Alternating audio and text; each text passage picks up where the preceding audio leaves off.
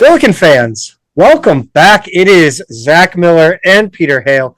It's the Midtown Madness Podcast. Before we get going, thank you all so much for listening. If you're watching on YouTube, don't forget to comment. You got something to say about what we got to say, drop a comment down below. It helps. Hit that like and subscribe button as well. The bell icon, you'll get notified whenever a new episode drops. Don't forget to subscribe to us on the podcast platforms as well. You can listen. You don't have to look at my ugly face. You can listen to my ugly voice.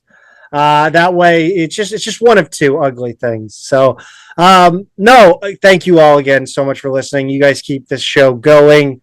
It's season 5, and once again, the Midtown Madness Podcast is brought to you by 2 Men in a Garden. 2 Men in a Garden salsa is my personal absolute favorite local salsa. We are once again closing in on Cinco de Mayo. Are you skipping the packed restaurants? Snag 2 Men in a Garden and elevate your Cinco de Mayo game at home.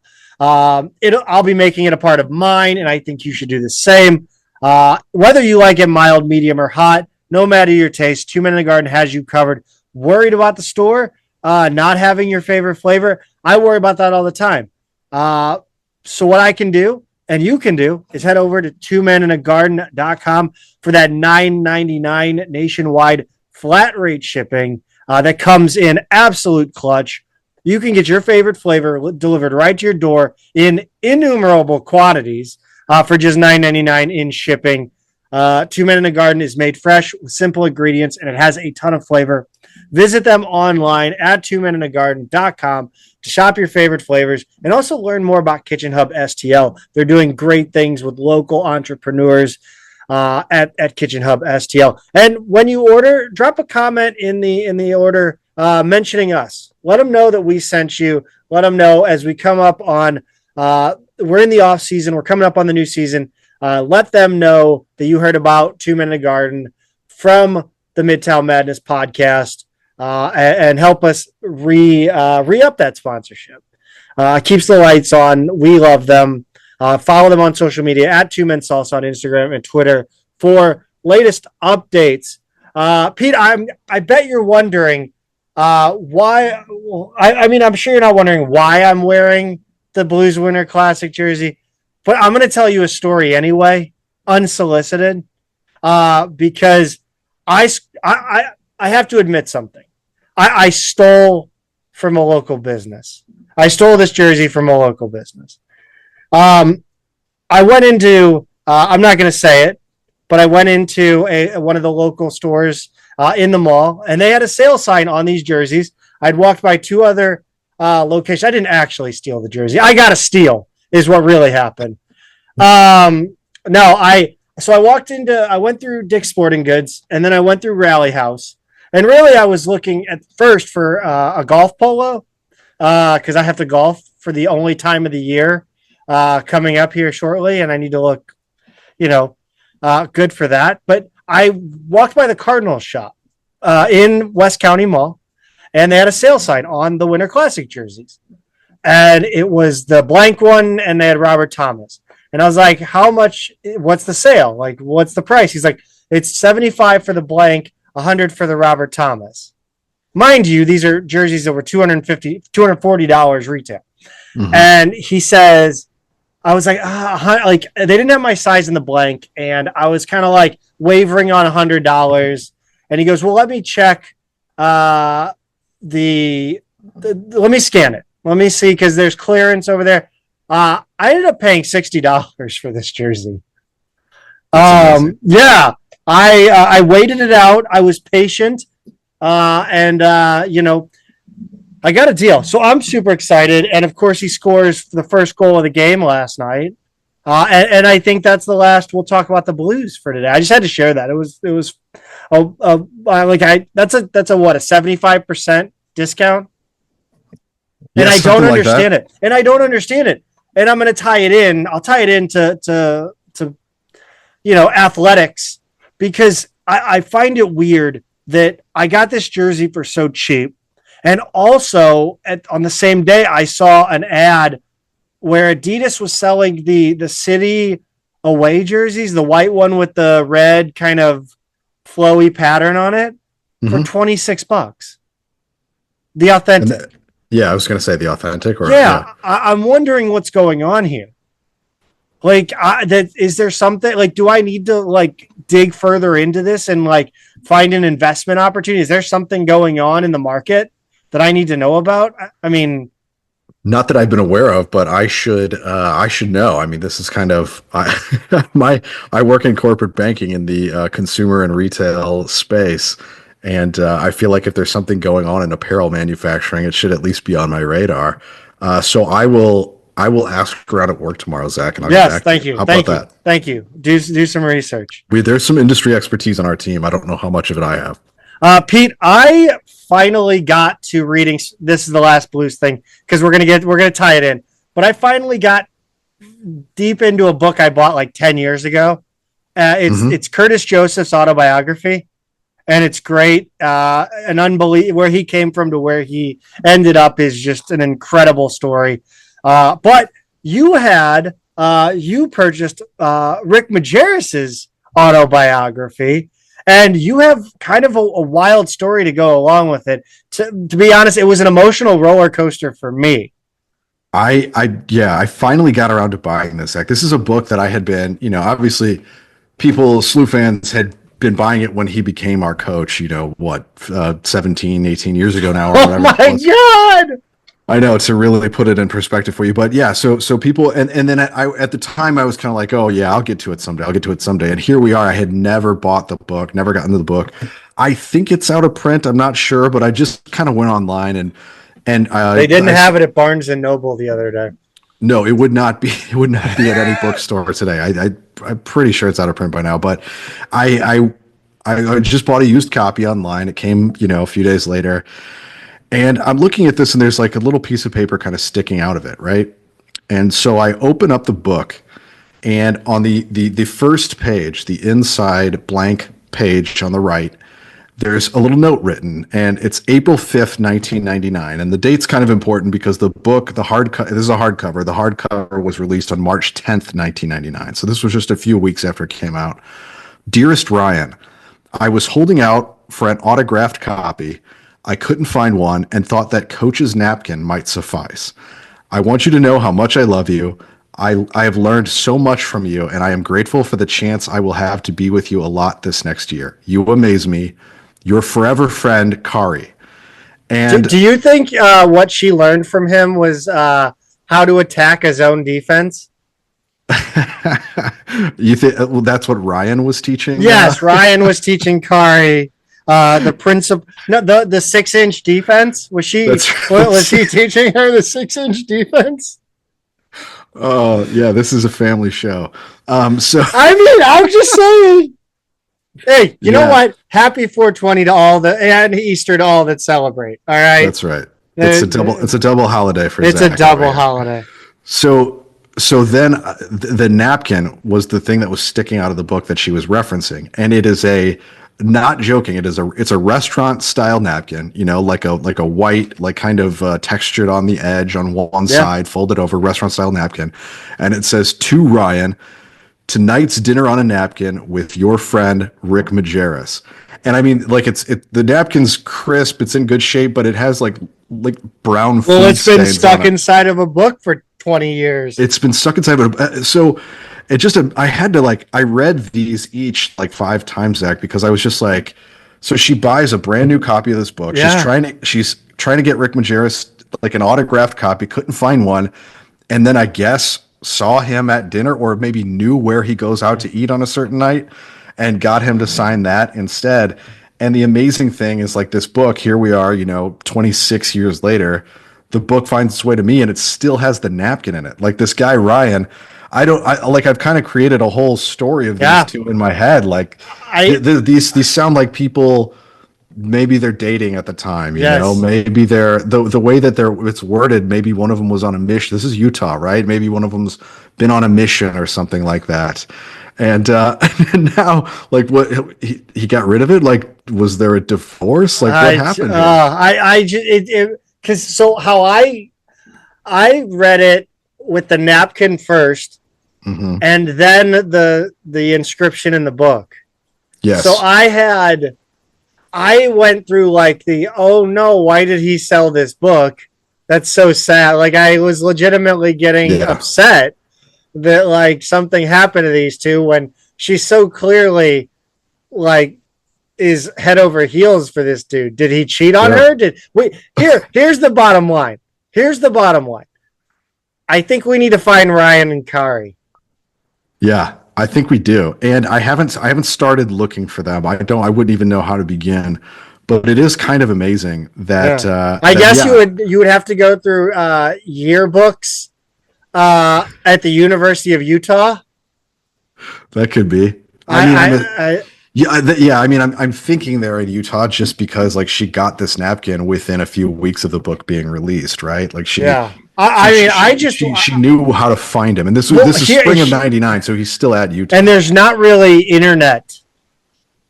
Yeah, it's there is internet, but it's not. I mean, I guess you could say it's probably easier. It's like at home dial-up at the time, right? Like you literally just would open up AOL and there's college basketball chat room where you can ask people their age, sex, and location. Right. Yeah, that's the era of internet we're talking about here, right? Like almost Y2K, right? So if you listen, if you know Ryan or Kari, or if you, I'm thinking it's Kari. I knew someone in college named Kari who spelled it like that. So I knew someone named Carrie who spelled it like that. I believe she went by Carrie. Could be Carrie. The one person I knew who spelled it like that goes by Kari. So maybe it is Kari. But if you know them or if you are them, reach out to us. We want to hear your story. I look up like Kari and Ryan on Instagram. I'm just I'm going to start. I just think my guess is it was in a box that was donated. Yeah, like it got lost. Yeah, right. I'm not thinking we have such a sad. I'm hoping we don't have a sad ending. That's what I want to believe. I want to believe it just like Woody in Toy Story 4 or whatever, you know. They've probably just by this point they've got 4 kids who are mostly grown, and they probably just downsized to a different house now that the kids are all away at college and grown up or whatever. Now dinner's on the bib. That's right. Yeah, it's no longer on the napkin; it's on the bib. Yeah. Incredible. That was so. It was like a little peek into somebody's private life. Yeah. It was very intimate, but also it was also very intimate, like with Rick Majerus, right? Because you can just see him at a restaurant, and here's a lightly used napkin that he decides to autograph. Yeah, and it's still there. It's like it's his handwriting. The first 2 words, tonight's dinner. Like so I had to read it several times. Yeah, I didn't really understand it. Tonight is TONITES.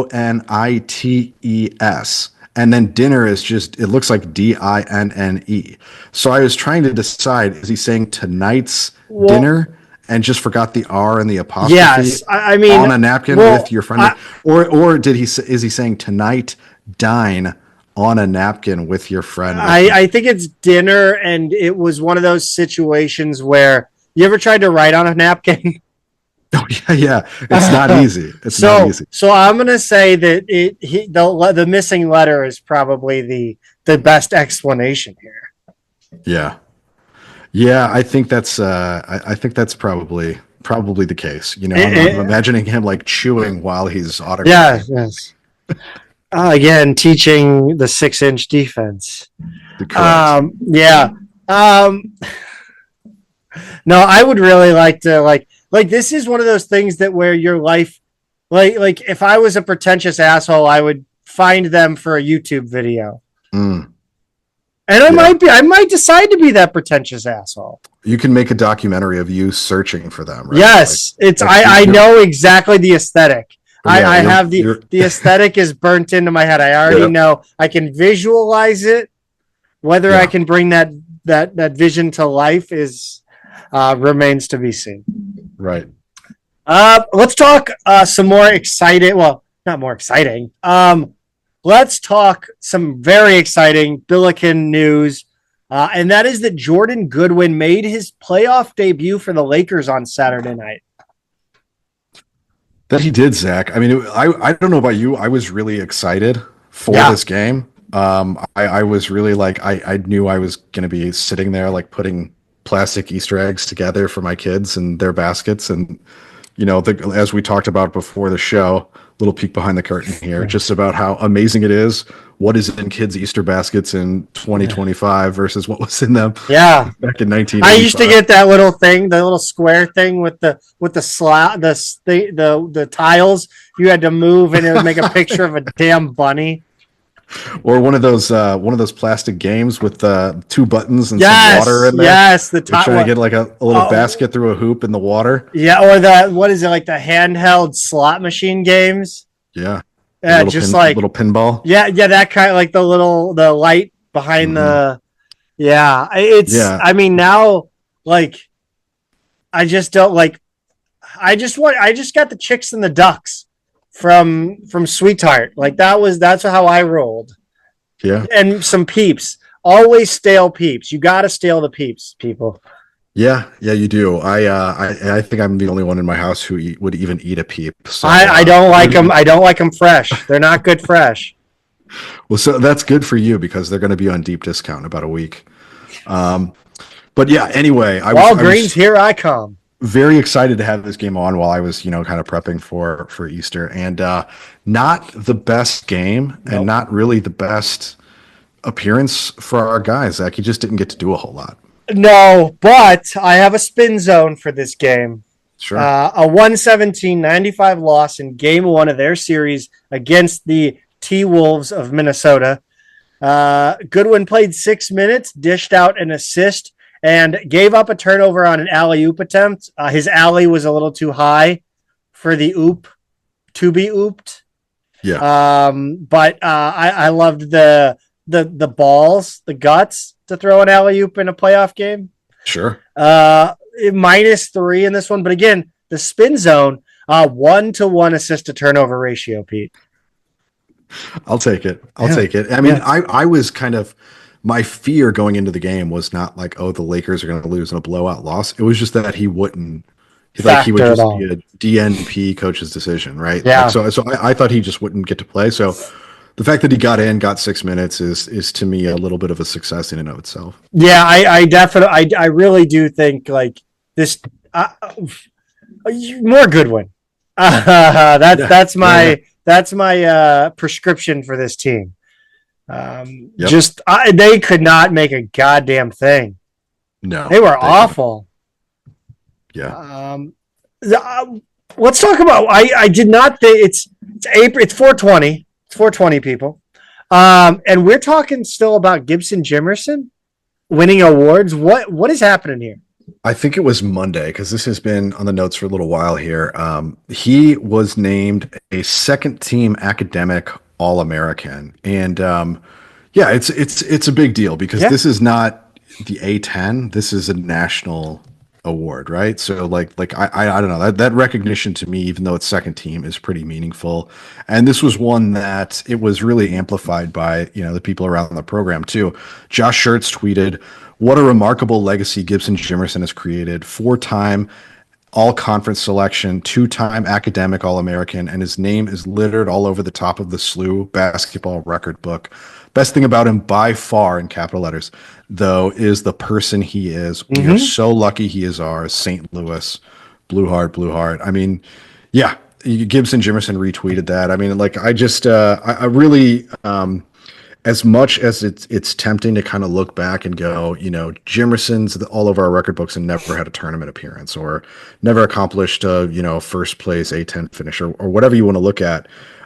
It seems to me like he's in a pretty good place with his legacy, if you want to call it that, and his experience at SLU. And I do wish he and Schertz, we had made the comment before about, like the soulmates. Meeting at the later in life, you meeting your spouse much later in life. And it's a shame we didn't get to see the full realization of that. But at the same time, we are lucky to have had him for this long. And it's an impressive athletic and academic career he put together. Does this, I know there are people out there that know this, and I'm not one of them. Does this open the door for a jersey retirement? That's an interesting question because it seems like the requirement is all American, right? Right. But being academic all American, I guess I never I really mean, thought about I would say at a place like SLU, I think this should absolutely not that we're. I mean, I realize the era we are in, it. right, with college athletics. It's getting a lot closer to that. Like, what's that? Like, there's a level of hockey. Again, I'm reading Curtis Joseph's book. There's a level of hockey up in Canada where they like some of the guys go to school still, some of them don't. It's Right. like I feel like we're at that point where academics should matter, I think, when it comes to St. Louis University. Now, Yeah. some people, I think, would say opposite completely. And I don't disagree with them either. But I think this opens up the door. And I think it should absolutely be on the table. If not, he should be on an award of some kind without a doubt. The highest shooting percentage is one I could think of. Or so I don't know, an Iron Man award, or Sure. something like that. I think he absolutely should be. I know we don't do banquets anymore. Thanks a lot, COVID. It's an interesting question though, Zach. Is like in what way? What is the appropriate way to honor his legacy at SLU? Because I do think probably a jersey retirement is not going to happen. I do think that, my instinct is that's all American, right? Like not academic, all American. That's my feeling. And then you also have the sort of blue chips postseason accomplishment thing there, right? Like people want to look up at those jerseys and think about like, okay, those are the guys who got us there, right? So I don't think that's a knock on him specifically. It's just to be fair, Easy Ed McCauley didn't get us to an NCAA tournament. Oh, I guess that's technically true. I guess that is technically true. I had never really. I mean, I knew that to be true, but never really thought of it in that way. Like, but yeah, it's an interesting question though. Like, what is the most? Would you? Would I retire his number? Yeah. I just think there has to be like kind of an absolute standard for it, right? Like I remember when we talked to Larry Hughes and he thought like his jersey should be up there. And and the one he's missing is graduate. Yeah, I mean, I you remember how like Davidson wouldn't put Steph's jersey up until he finished it, so he got his like last credit hours while he was playing, imagine right? Like, I'm sorry, that's so lame. Like I understand. Larry Hughes you could tell me Larry Hughes no just because he didn't play his whole career here. Or didn't played 1 year. But I don't know if like Steph Curry, man, like that's Steph Curry. He's still doing major things for your program. His name is on the jersey. His logo is on the jersey. Like you gotta, you like, who cares at that point? Larry, I could see the stipulation being there, but I think Steph Curry's such a transcendent player.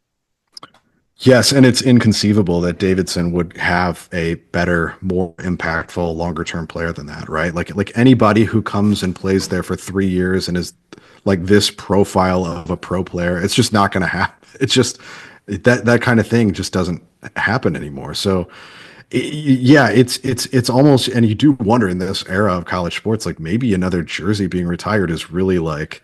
I mean, well, like, hey, we'll go get Shedeur Sanders. I guess. I don't know. I'm just being I don't follow college football enough. Neither do I. Every time I see the Sanders name, I'm like, okay, next, scroll past. It's like LeVar Ball. Correct. R.I.P. his foot. I see certain people's names and I go the other way, and that's one of them. But anyway, I do wonder, like, the situation is, if it's something like Robbie Avila, right? Like he comes in for the last 2 years of his career. Let's say hypothetically he's an All-American this year, gets us to like the Sweet 16 or something like that. then are we talking about like, even though I mean, does he just needs to graduate. He needs to have SLU on his diploma, right? so it's more important to have him there at the end of his career than the beginning. Like What? what if you have an All-American who transfers out as Yeah, great point. I love Right. this point. I say fuck him. like yes or no? No. Oh Hell no. Yeah, Get he out. leaves. Yeah. Like that's my opinion of people who leave is not bad, but like I still don't view you in the same light. Like especially you go multiple transfers. Mhm. Like that like as a Billiken fan, like I can understand like, and we haven't really had it, which I don't know if that's a good thing or a bad thing, but we haven't had a player kind of poached. I mean, Yuri was the only one, and I posed it and got some flack for it in the Discord, but like I look a little bit differently at Yuri Collins' tenure at SLU. Yeah, because he flirted. Yeah. Not that I don't think he was a great player and deserves all the accolades he got for his performance on the court, but like, I mean, that's like, again, if you're going to get in the portal, go. Like that just feels weird. That just feels like you wanted to come back, but wanted more money, and you just wanted to play an offer against another. Right. And I mean, sure, but no, I would not stop any Billiken fan from having certain feelings towards Jerry Collins. But I think we've gone way off track, which is par for the course on this day specifically. I think Gibson needs to be honored in some way. I think maybe a recliner of some kind. You know, like the stands. You know how they do like the move of the game? Like they need to get with like Lazy Boy or somebody. Like Gedekers is closed, but like you know, maybe Ashley Furniture weekends only. I don't know. And do like recliners or like an old man seat, and you know it's the Gibson Jimerson Memorial seat. Or like the golf cart that transports people. Yes, his name needs to be Gibson Jimerson Memorial golf cart. Yes, I love it. I love it. No, I do love that. That's perfect. But I think he needs to be, he needs to be honored in some way because I mean he could have walked away from this program. But he truly gave a shit. And that's like, we are entering a world where that is the most rare thing you're going to find. Yeah, that's right. He is a part of a dying breed of college basketball player. The last of his generation. Yes. I still can't believe, well, never mind. We'll get into that, about ages of people in college. Right.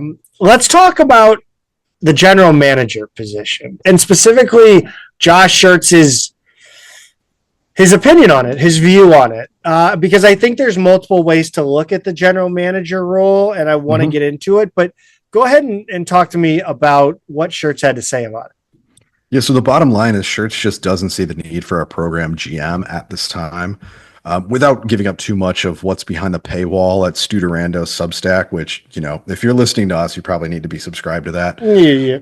But his bottom line is that he doesn't want to give up that part of the decision-making process until and unless he thinks a GM could handle roster construction and how much guys are getting paid better than he could.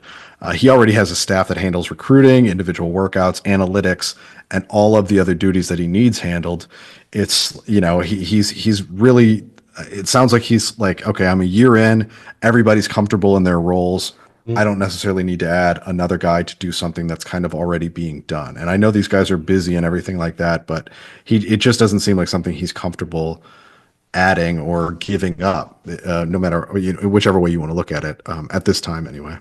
Yeah, I think it's an interesting conversation because I'm still not sure how the general manager fits into a college basketball program on a, you know, as far as the majority and the minority, because I think there's two ways that it can fit in. And I think there's a world where the GM works independently and some, or, you know, in cooperation, and some might say, above the head coach. Right. And I think that's the visual that Shirts is working off here. A guy that would come in and again, I still don't know what kind of power that general manager would wield over the head coach. My vision of a GM in college, what I think is the most reasonable transition into bringing a GM is that, basically another assistant coach who answers to the head coach. The head coach makes all the basketball decisions, who to recruit. It would be like the coach gets the guy on campus, gets the commit, and then this guy would meet with the GM just to talk over the numbers. Shirts would have talked with the GM about how much they think they should be paying him. And then the GM kind of handles the negotiations, right? The numbers in the business, basically. That's what I think you would see most in college basketball. I don't know if I'm right. I'm probably wrong. But I'd be very interested to see the power dynamic between guys like Woj and Schmidt at Bonaventure. Yeah. Because I mean, are there positions tied to each other as far as success goes? Could Schmidt be fired and Woj not be fired? Could Woj be fired and not Schmidt? You know what I'm talking? Right.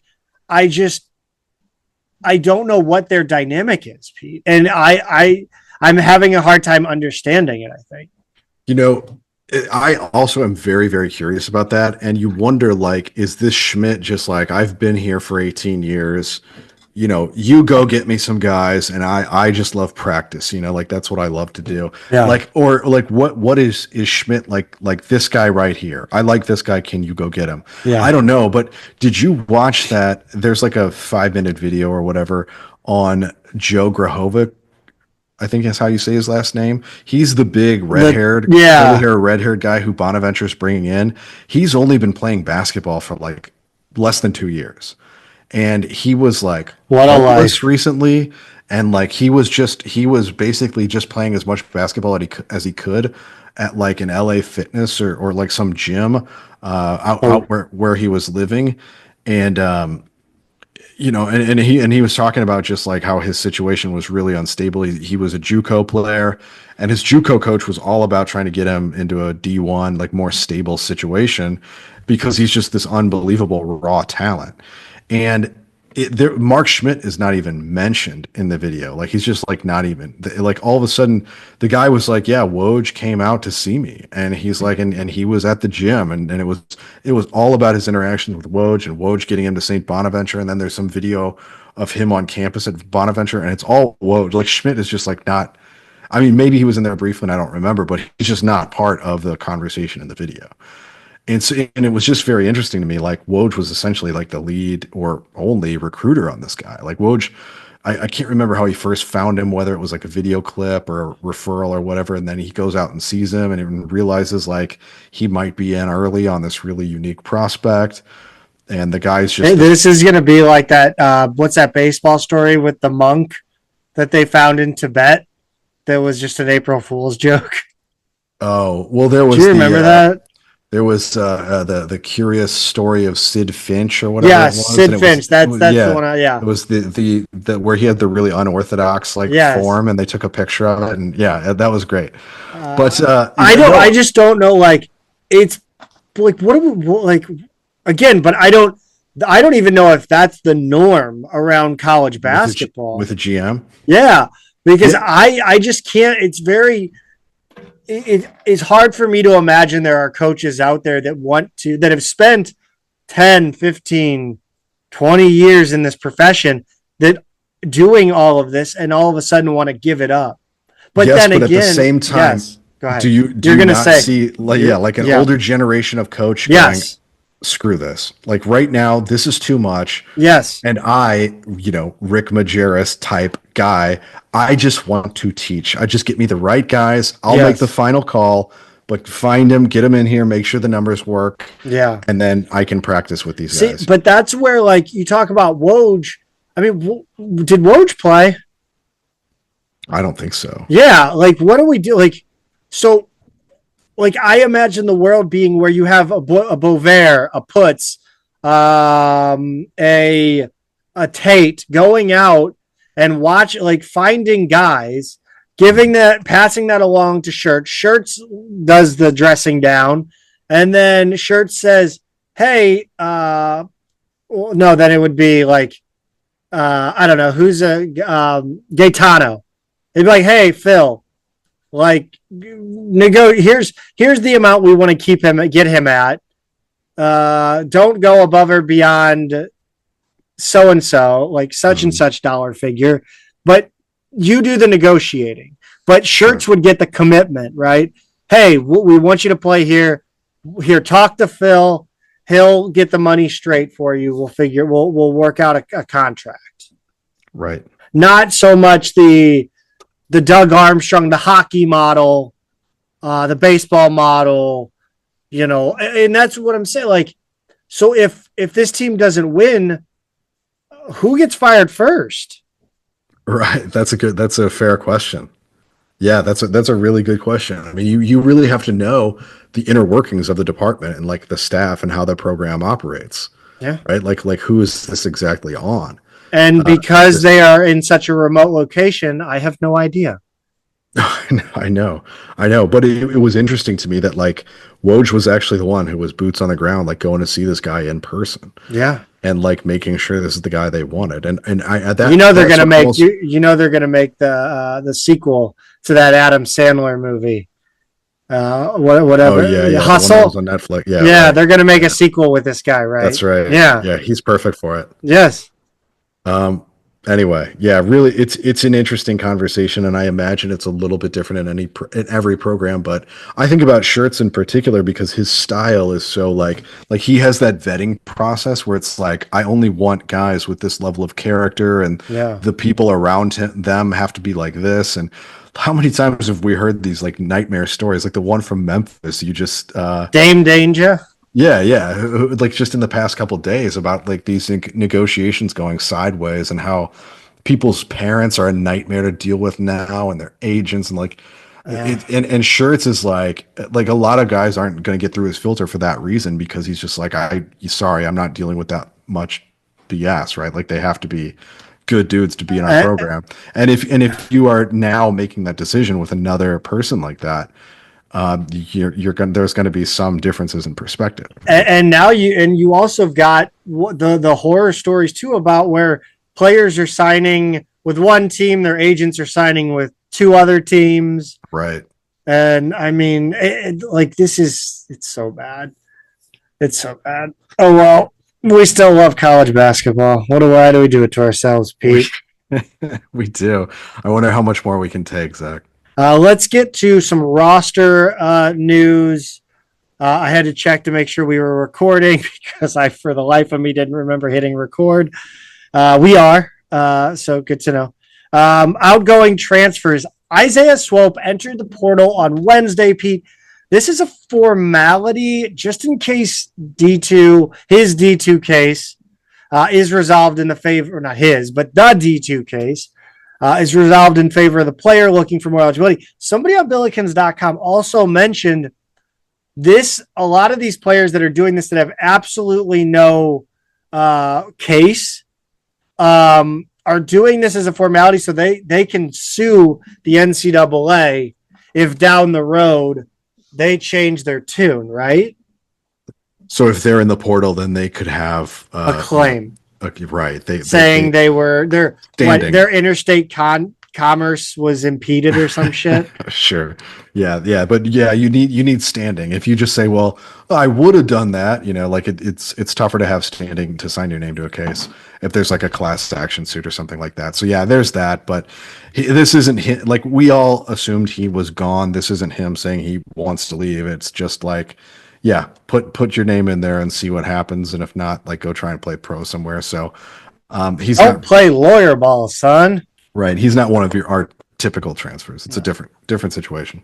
One of your typical transfers is heading to his third school. That's Killian Brockhoff. Where's he going?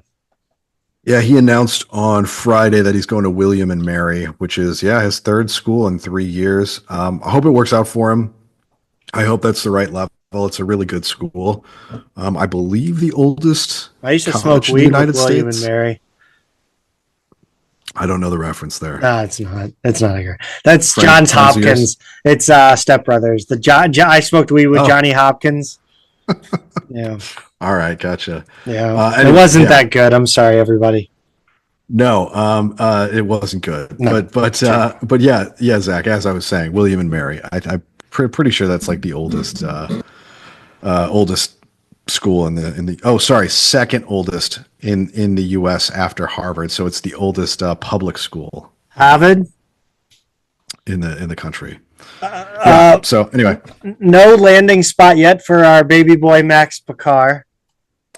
no, nor for Larry Hughes Jr. Although I think he's just coming off a few visits. So I would bet we hear this week something. Do you think Larry. will you what handicap him playing with AJ? Wait, no, yeah, AJ Casey, right? Yeah. Well, Larry was visiting where else? Cal State Northridge. It was Evansville, and then what was the third? It wasn't NIU, but I think NIU because Cal State Northridge is the same color. Yeah. Anyway, I don't know. I'll call it 40%. Okay. Let's talk about an incoming transfer. It is 2 incoming transfers, man. It feels like this happened 3 weeks ago. It did not. Brady Dunlap is a Billiken. This guy comes with some credentials. He really does, Zach. I like this one. I'll just right up front with it. He made his commitment official via Zach Braziller, not to be confused with Zach Miller of the New York Post on Tuesday morning, which is pretty funny. I think someone tweeted out like, this has to be the first time SLU has had a commitment who first officially announced through the New York Post, which I thought was great. Like I just imagine this being a scenario where like they're like shooting the shit after the season, and Dunlap is talking to this reporter, and he's like, "Yeah, man, like I'm gonna enter the transfer portal." And the reporter's like, "Hey, can you give me the scoop when you pick your school?" He's like, "Yeah, sure, man." Whatever. Exactly. Yeah. Dunlap, he does seem like, we'll get into it in a minute, but he seems like a guy with a pretty big personality. And so to do things a little unconventionally is not surprising. But we had mentioned him last week. He's the 6'7", 190-pound wing from St. John's. He averaged 5.7 points a game, 2.2 rebounds per game in 10 games this season before injuries shut him down for the year. He will have 3 years remaining after a medical red shirt. He shot 37.5% from 3.2 attempts per game, which makes up about 3/4 of his shot attempts this past season. And look, he was playing 16.5 minutes on a Rick Pitino coach team that went on to become a 2 seed in the NCAA tournament. So that's something, right? Yeah. We know Schertz was looking for a guard wing kind of player with size and shooting, and it looks like he fits that bill perfectly. He should also slot in to this offensive system really well. He drew a lot of attention at St. John's and just on social media for his bench celebrations. Zach. He did. He had some that borderline viral during the early weekend of the tournament. I remember seeing the sharpshooter one, like actually live, and I was like, "That's wild." Yeah, and then it was like Brady Dunlap committed, and then somebody tweeted out with the video. I go, "Oh, that's Brady Dunlap." Yes. Okay. Yeah. Okay. Yeah. So the one where he like gets down on the ground. Yeah, he's and prone. acts like he's firing a rifle or something. Yeah. So so got some attention for his bench celebration. He really ran a fine line on that one, didn't he? He did. I mean, Ja Morant was just fined for doing a gun celebration. Yeah. I mean, a little bit different circumstances around Ja with his history, but nonetheless, it's probably not something a lot of people have a sense of humor about. No. Especially depending on like if you do something like that on the wrong campus, for example, that's like not going to fly. Or tweet out that a guy is no longer visiting Florida State. Oh, Rothstein. Unbelievable. Anyway, my understanding, Zach, is that he's mildly TikTok famous. I don't have TikTok because I'm 42, but TikTok's for children and the brain dead. It is. It is. I said it. I'm sorry. We're going to start putting our show on TikTok. Can you do that? Or you can put up. I mean, you can put up like clips. That's like every like dime store talk to a podcast. It's got like the most outrageous clips on TikTok, I think. Okay. No problem. The only TikTok I like is No Problem Gambler, who will take the sports when it's in the background of a TV show or movie, like for a split second, he'll find the exact game.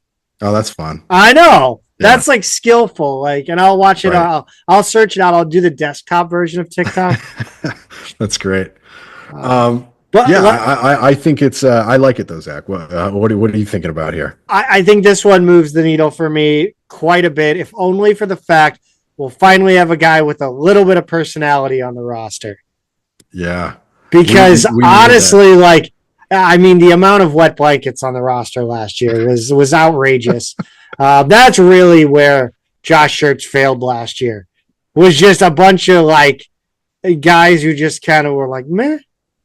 He had a bunch of introverts. Yeah. He had a lot of serious, quiet introverts. We've talked about that multiple times, but yeah, it's good that we maybe have people with a little more flair, a little more outspoken, maybe even a little showmanship to their game. Guys who aren't willing to tell Chaffetz Arena to get the hell up. Right. Because, I mean, I'm going to be honest, like, our crowd, they don't get into it very easily. Yeah. It takes a lot to get Billiken crowds going. Right. Anyway, I don't want to, talk shit on the fan base. They listen to us. He does have quite the personality, Pete. He was featured in a lot of St. John's behind the scenes videos while he was there. There was one where he was on, you can go catch him on YouTube. Just look up Brady Dunlap, St. John's. They took the non-New Yorkers on the subway, took away their phones, and made them navigate the subway system, which seems kind of, like just using like the maps.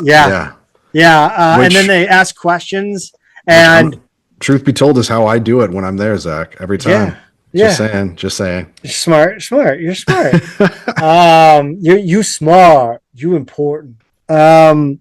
No, but you saw a little bit of competitive fire from Mr. Dunlap. They did like a trivia question segment where and Brady was just like immediately like and like to the point where I was just like, if I was sitting next to him, I'd punch him in the face because he's just way too into it. No, it was very funny. They mic'd him up for a game at MSG. Again, it's on YouTube. Very funny, and he was known for his bench mob antics. There's also a nice little YouTube documentary series that followed his high school team as they chased a championship. I want to say it was a state championship, but I don't recall exactly. He played AAU with Bronny. Yeah, he's a Harvard Westlake kid. Do you know anything about that school? I know that it's called Harvard hyphen Westlake.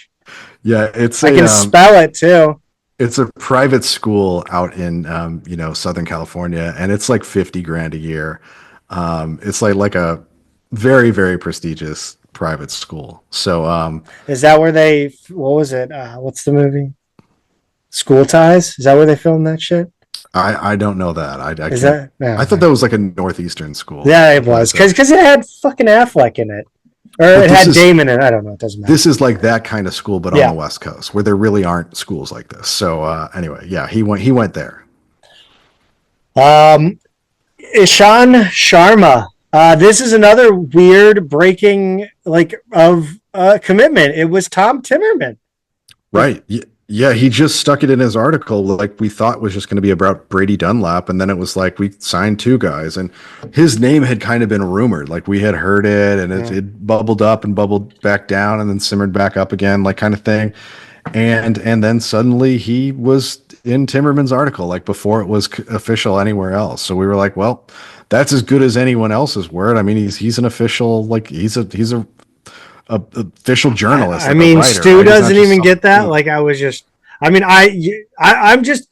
really like that we're getting guys that aren't committing with graphics.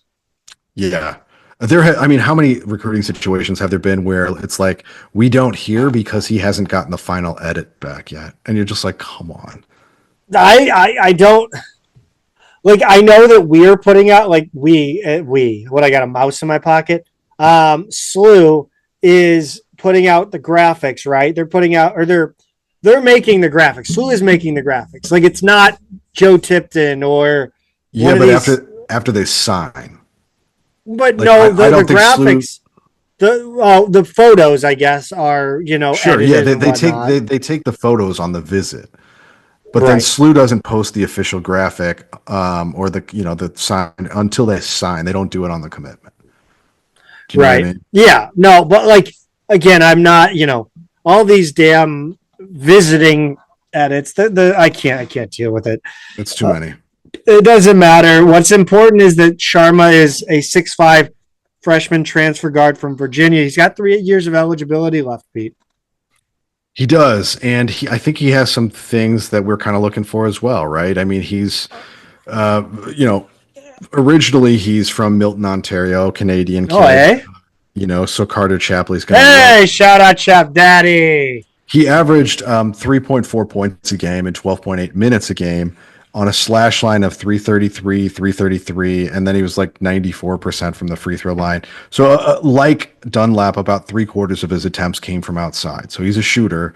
Didn't get big volume minutes or attempts or anything. It's not the best shooting percentage, but Did Virginia's anybody offense. get volume attempts in Virginia's offense? I mean, it was bad, and even watching his highlight videos, sometimes you're just like, oh, they're not getting great looks out of this system. It was not the most fun offense to watch. No. The best highlight video that was shared, it was like 8 or 9 minutes long, and it would have the whole possession, right? Like not just his make, it would have the whole possession, and that's what was driving me crazy. Is I'm just like, it's not a fun team to watch offensively this year. I think Ryan Odom is going to be a big upgrade, but nevertheless, he's got size. He's got some ball handling, playmaking ability.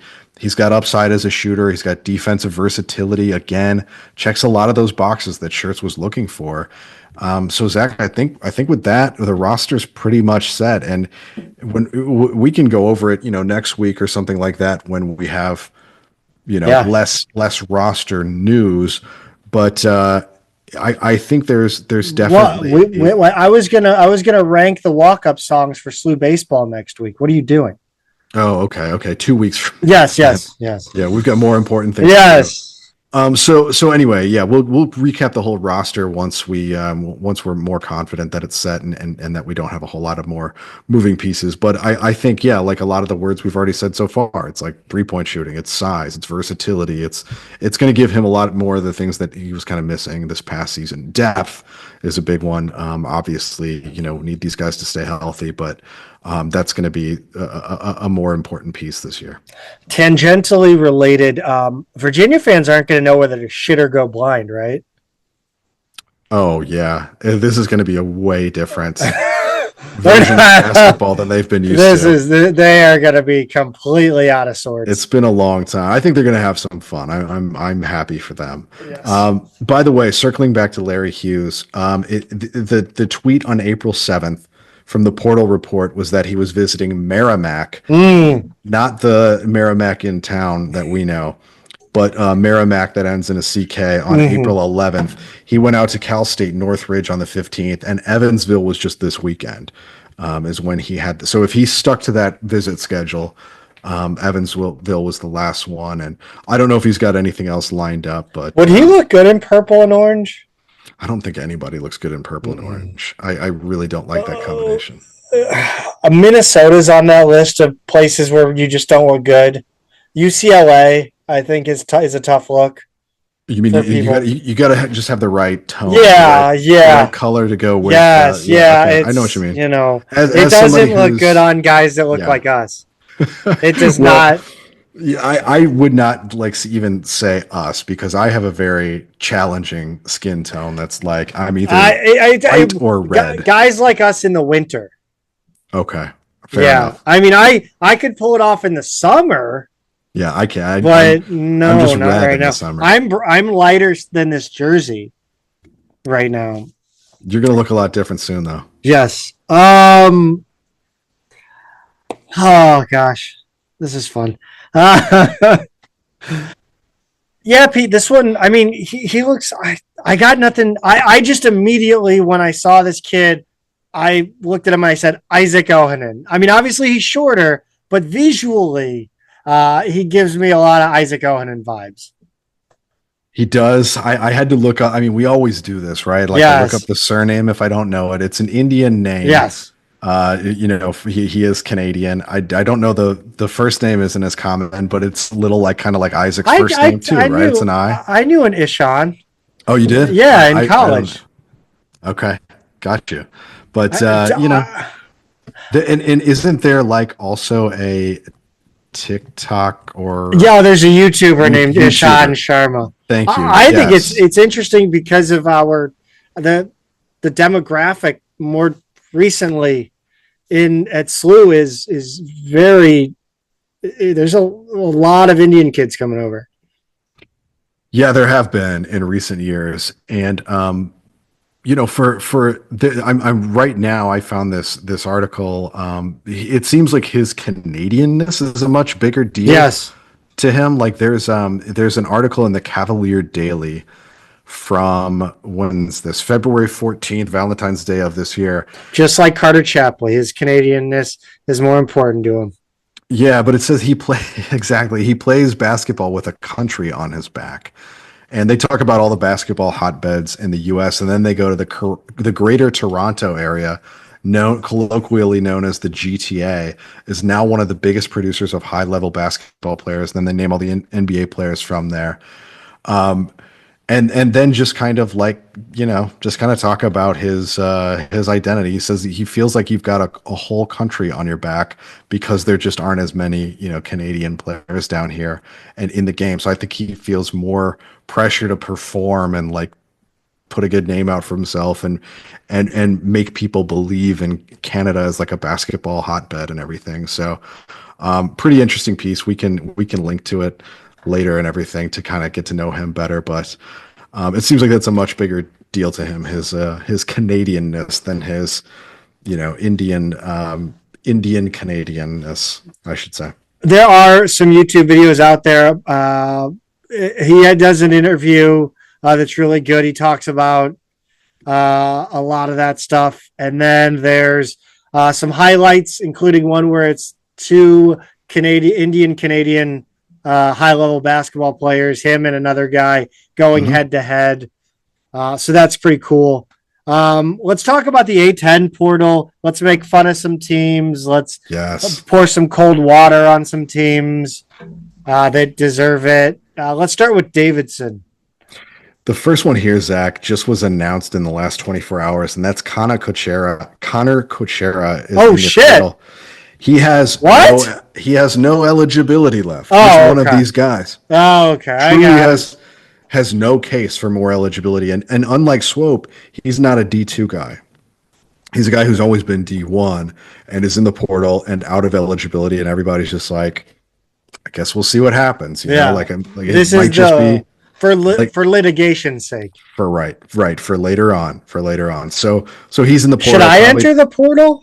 You might as well. Like, let's jump into this class action suit while we can. It's our retirement plan. We're all going to get $7. Finally, I have one. Yeah. So anyway, he's in. I don't think it means a whole lot. What does mean a lot more?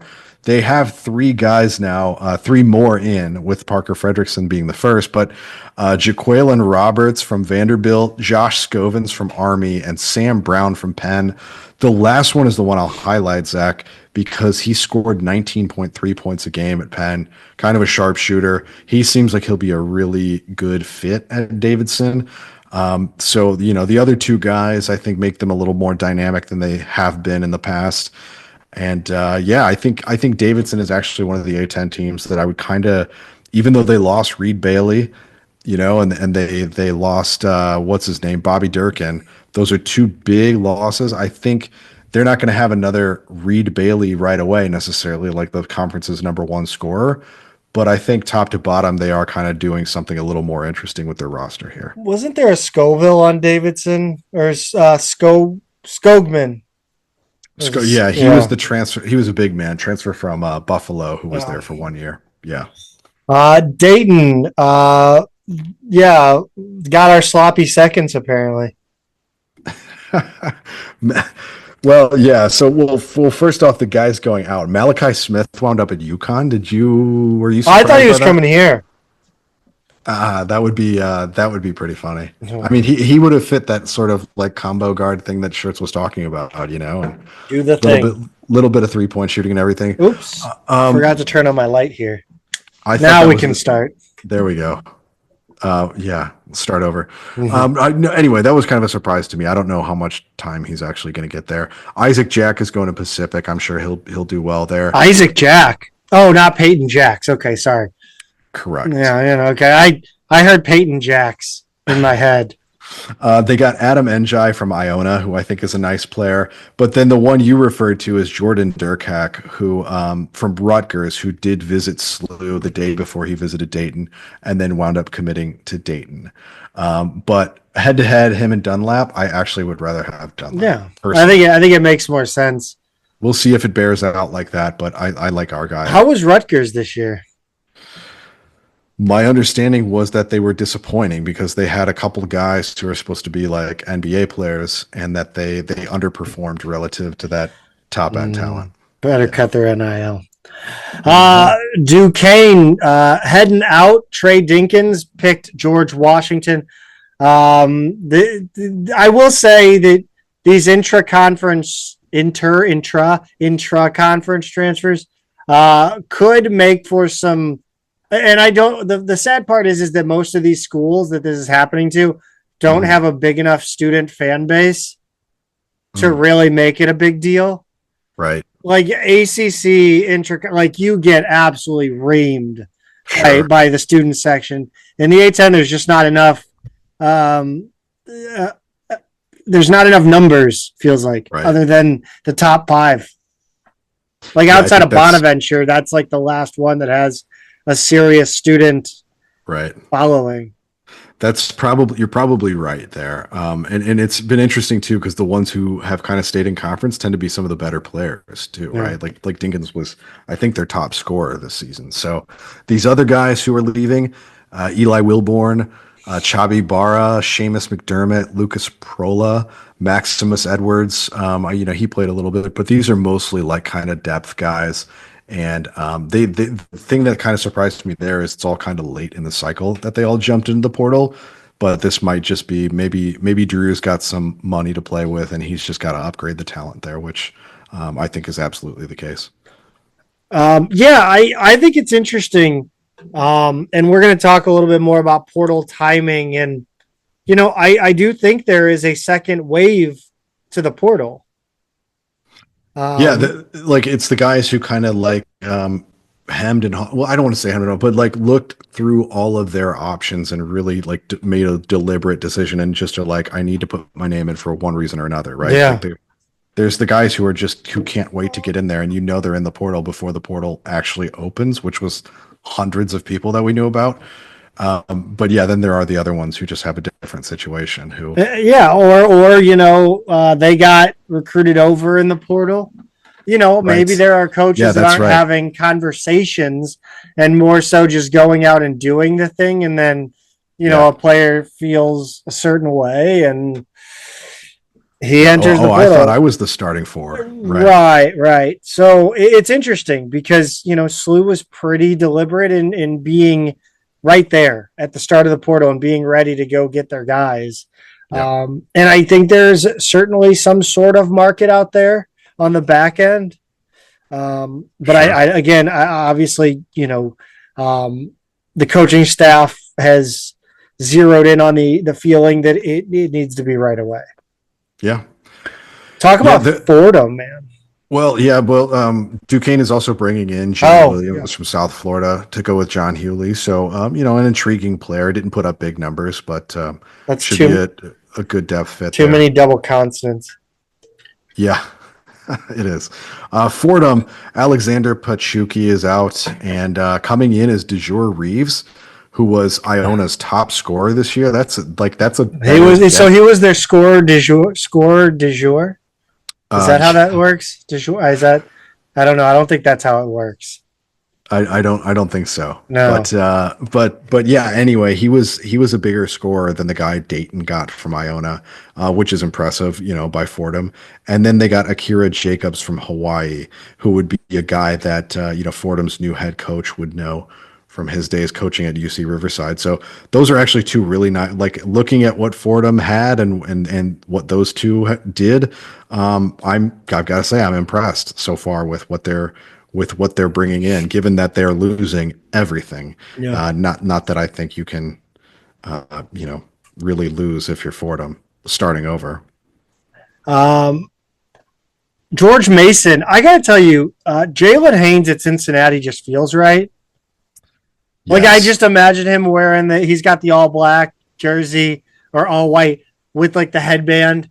Like the headband just gives him Cincinnati. Like the Rafael Nadal headband, not like the Right. classic, I just think that feels Cincinnati to me. I don't know why. I agree. But coming in to George Mason is Masai Troutman from Northeastern and Nick Ellington from Murray State. Let's talk about George Washington, our founding father. Yeah, Nick Ellington, by the way, is a St. Louis kid. He went to Cardinal Ritter, scored about 10 a game at Murray State. At George Washington, Jacoy Hutchinson is going to Longwood, and then we already mentioned Trey Dinkins is coming in, and then they got Luke Hunger from Northwestern. No thanks, I'm full. I thought it was going to be a Hunger Games reference. Yeah, I don't know. I kind of shot my shot early in the show. Yes. I was bringing out all the stops early because I feel like I had been holding back until like the non-rev segment, and it was just really getting buried. So I thought I'd bring it a little earlier. You got to put all your A material up top. I agree. As for Hunger himself, he didn't really put up numbers at Northwestern, but then again, Ramon Castro, their all-conference center, did not put up numbers at Providence. So I wonder if they're looking for another one of those kind of lightning in a bottle, put the big in the right situation and let him thrive. Yeah, he's just hungering for a bigger opportunity, more playing time. More. He's from Montreal, so when he's hungry, we know it's poutine. Poutine, yeah, that he wants. Yeah. Do you think the G could be silent if he's from Montreal? I don't think so. I mean, in French, they don't say like any consonants barely, so who knows? His name's Luke, though. It's not Francois. Maybe it is Francois Luke Hunger. He changed it to Luke for American audiences. Yeah, it's it's a what do they call it? I don't know, a stage name. LaSalle, Deuce Jones is heading to St. Joe's again. Ouch. That could be one. See, that's one where like if it was a St. Joe's player going to LaSalle, like St. Joe's would be one with a student section, right? They would be all over that player at LaSalle. But I just don't know if LaSalle has that sort of edge to their fan base. They do, but are there enough of them? That's true. Question. That's true. That's always the question with them. But I don't know. Philly on Philly violence here. I think there's always some potential for for some. We saw it. We saw it live at Temple. Oh gosh, yeah, and man, I said that before I even thought of that. Yeah. But they're not known for friendly. Thanks a lot, John Rothstein. You walked me right into a Rothsteinism. That's painful. How about this one though? Tunde Valberg Fasasi is going to team up with Killian Brockhoff at the second oldest university in America. I think William and Mary could do a lot worse than to get bench players from the A10. So they're going to change that to right level. They're going to change that to Killian and Tunde University. I like it. Yeah. Let's see. Coming into the squad at LaSalle is Edwin Daniel from a JUCO. Let's talk about Loyola. A couple new updates from our frenemies over in Chicago. Yeah, Jalen Quinn had transferred out of there, and he is going to Drake. There were some rumors that SLU might be interested there, which I thought was interesting because we actually recruited him the first time around, like out of high school, Tuscola, Illinois, if memory serves. And he went to Loyola at the time, and then I think probably SLU had their situation figured out by the time that he was gonna visit here or whatever, and he's going to Drake. And I don't know. I think that's probably for the better. I like him, but He's much more of a point guard. yeah, Which is why I think, which is a glaring hole. Would not have been a bad thing for us, but I think we like the upside on these other guys better. And then they got Cade Dotson from New Mexico coming in. It seems like I don't know. They all look like pretty good incoming players to me. This guy, he's a freshman. He didn't really put up numbers at New Mexico. I think this is more of like kind of a long-term upside thing, whereas the other players they brought in from Charleston and Wisconsin, I think are probably a little bit higher expectations out of those two. The name Dotson just really continues to have the stain of Carlton Dotson with me. Jeez. Like I think about that way more often than I probably should. But every time I hear the name Dotson, I got to think about that whole yeah. Yikes. Bad situation. Rhode Island, will they be better this year? Magic 8 Ball says no. I don't think so. I mean, look, the first three guys, not bad, but this one, Alex Crawford, Fresno State, 11.5 points a game out there. I think he probably will be a starter on this Rhode Island team. So I think it's a step in the right direction, but I'm just not seeing anything here that makes me think they're going to all of a sudden be a top half team or top third team, whatever. Richmond, no update. St. Bonaventure and their head coach, Woj. Noah Bolonga is headed to Utah Tech. Chance Moore is heading to West Virginia. I still remember the mistyped T-shirts from when West Virginia won the NIT. That's right. Yeah. Melvin Council is headed to Kansas. Coming in, you have Braden Jackson out of Buffalo. Gardner Webb's Daryl Buddy Simmons is joining him as well. Now, Buddy Simmons was a guy who scored like 19 a game down at Gardner Webb, and he's like 5'10". So he's like one of these little guards who you could probably water see. Bug. God damn it. Who's the guy from St. Joe's that always get? No, was it Temple or St. Joe's? It's every A10 school has had small guards that have always tormented everybody. So like it's, I can picture guys everywhere. UMass has had them before. George Washington before. Everybody's had these little guards that have been great. I think he's the next one of those. Braden Jackson, on the other hand, didn't really do much at Buffalo. I don't know. That's the first Bonaventure incoming player to me that I have not been impressed with on paper. The other three I'm like fully on board for. I think are going to be good players. St. Joe's, Pete, real quick. Not much has happened, but Xavier Brown is out. And thank God. We thought so last week, but it's official this week, and I think he's going to. I don't have to pretend that his name is not grammatically incorrect. I know. I just don't like looking at it. Deuce Jones, as we said, is coming in, A10 Freshman of the Year from LaSalle. I feel bad for LaSalle. I wish he had stayed there and not gone across town because I don't. I like LaSalle more than St. Joe's. If you're going to shoehorn in that many end of the alphabet vowels, you have to find a place for W. That would be funny. How much of the end of the alphabet can you get in one name? Yeah. VCU coming in, they have Ahmad Noah out of UConn, Jadrian Tracy out of Oregon, Tyrell Ward out of LSU. Obviously, the faithful down there in Richmond, we're very excited about these additions. I don't know. I mean, these were all big time recruits out of high school. So these are the guys who go to, they're the power conference schools, and they're looking for a bigger opportunity. None of them were like true, like end of the bench, bench warmers. Like they're some good players in here. So I gotta say, VCU, like a couple of these other schools that we've written off, I like what they're doing in the portal. Like this is serious talent that they've got on paper. Will it all come together under a first year coach? Well, that remains to be seen. But bringing his best two players with him, and then bringing in some like 4-star level talent. I don't know, man. I like what I'm seeing on paper out of them. You know what I like to see on paper is when I place that order of 2 Men in a Garden salsa, and it's got that $9.99 nationwide flat rate shipping. Yeah, and Zach, I might need to use that sooner than later because I finally finished off everything from my last order with the help of my daughter, who was after those pickles this time.